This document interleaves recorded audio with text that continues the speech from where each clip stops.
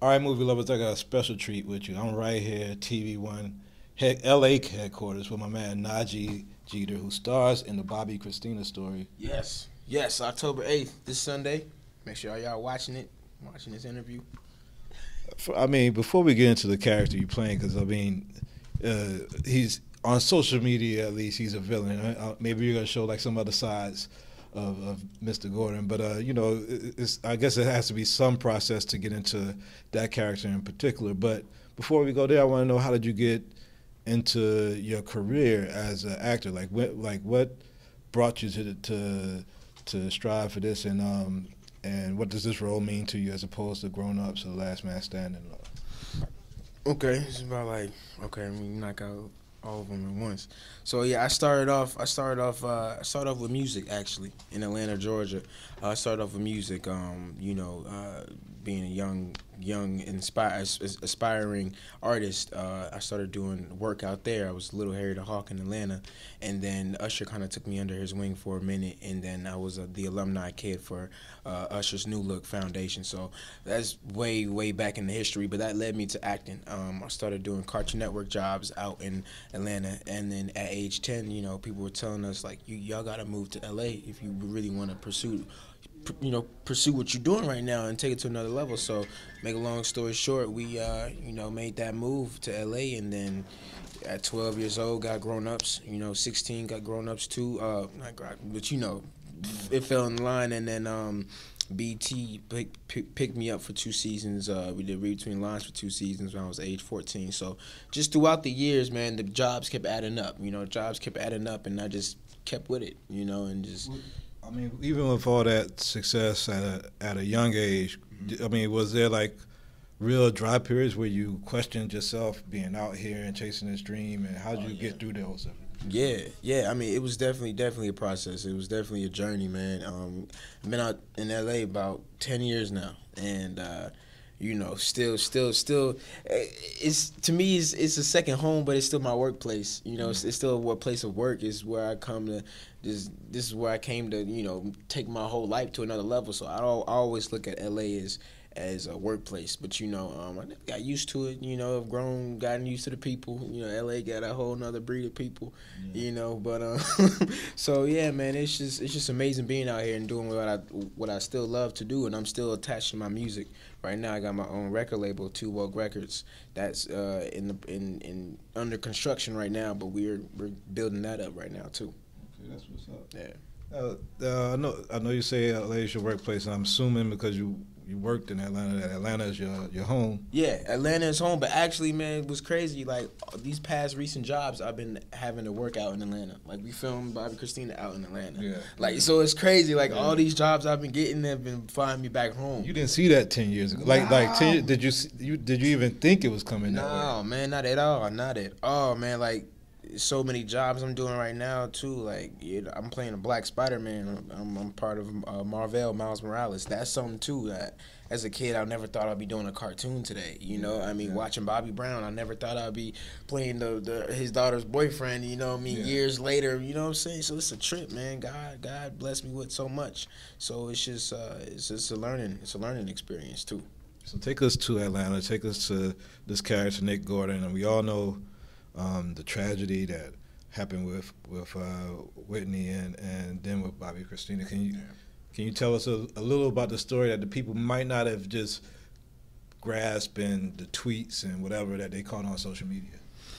Yeah, I think we're definitely going to see two different sides. Like you said earlier, we're going to see 2 different sides of this life, of what people know and are portraying Nick as, and then what they think that went on with Bobby Chris's life.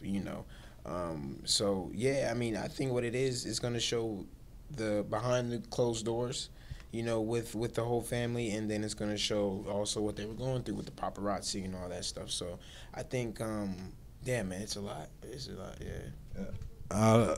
I hate to ask, but you've been in Atlanta. They're tied to music and their own way. Did you ever meet Nick Gordon? Nah, I never met him. I never met Nick Gordon, but while we were filming, we actually filmed at some of the locations that they were actually hanging at. We filmed majority of our scenes in Alpharetta, Georgia, which is, you know, they went to school out there, you know what I mean? They hung out at this particular Starbucks out there too that, you know, the people that knew them, you know, came to us and, you know, they were like, hey, we can give y'all a little more in tune with them. But so yeah, we were at the places that they were kicking it at, and it was just, yeah, it was amazing. Yeah. It was crazy. What do you feel about, I mean, people, for the audience out there, this comes out on Sunday, October 8th, correct? Yes. And, I mean, people already have their opinions about the story before they've seen it. I mean, I got a chance to see some of it. Right. He knows what's in there, but all y'all don't even know what's in there. Y'all already got opinions. I mean, what do you think about the reaction or the buzz that's coming on social media about these characters and the controversy on the movie and all that stuff? What do you feel about that? Oh man, I mean, any publicity for us is going to be good publicity, because, you know, this story is shedding light on such a touchy subject, but also at the same time a relatable topic that goes on in almost every household in America, you know, because it's so much that, you know, you see Bobby Brown, Whitney Houston, and then you know their lives, and then what they were, you know, known for and what they are known for, and then you have their offspring, their only daughter, you know, this is their baby girl, their first child, and you know, so it was just. It was something, because we touch on a lot of aspects of taking away from the lights and the fame and what people are seeing, you know, with tabloids, and then we also are taking people to behind the closed doors of these are just an actual family, like actual everyday you and your kids. So, but they also went through abuse, you know, they went through the drugs and all that stuff, but that's everyday life in America. So it's like a very relatable topic that I think needs to be shed upon, you know. Okay. Yeah, we're gonna check that out on Sunday. But I mean, can you tell us? I know you told us about the record label. Mm-hmm. You got anything else in the works for Mr. Nadjee Jeter? Yes. So right now I'm playing Miles Morales, part of Marvel, and that airs on Spider-Man, Ultimate Spider-Man, the Black Spider-Man. Well, Miles Morales comes on Saturdays, Disney XD every morning, Saturday cartoons, and then also I got a new movie coming out with Julia Roberts and Owen Wilson called Wonder, and that comes out November 8th, I believe, November 10th, November 8th. And y'all also going to be looking out for Two Oak Records. That's my baby. So, proud of that. I got, so on the Black Spider-Man, before we leave off that, mm-hmm. I mean, because you've been a recording artist, right, being in the voice booth doing animations, right, I mean, do you feel the same that when you're in the studio booth a little bit? That's a dope question.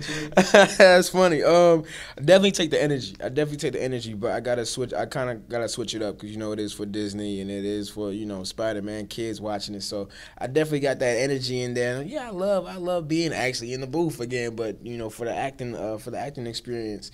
So yeah, it's definitely the same feel if you really get into it. You know, being in a whole other person, being a whole other character. You know, it's how you are in the studio. Sometimes you can channel different people. So yeah, man, I love it. That's my man. All right, thank you for your time. Keep it tuned. Y'all gotta lock in the Bobbi Kristina. Yes. Check it out, and check out this man on the airwaves or big on screens, small screens, the Black Spider-Man thing, or whatever else he got coming out next. Oh, yeah. I think. Breaking news today out of Roswell, Georgia. Police are the daughter of Whitney Houston and Bobby Brown, rushed to an area hospital. Apparently, where'd you go, my friend? You think I'd be a good singer? Did I lose you? Is it what you want to do? In the darkness. Or what you think you're supposed to do? So if I've lost, it's me and you against the world, baby. My direction. Nick is a troubled young man. Be my guide. He is the single best thing that's happened to me since my mom. I walk through the storm. Can't you just be happy for me? Everything is always about Whitney. I can never sing as well as you. I can never be the superstar. You are the most beautiful thing I have ever made. I have to carry on my mom's legacy.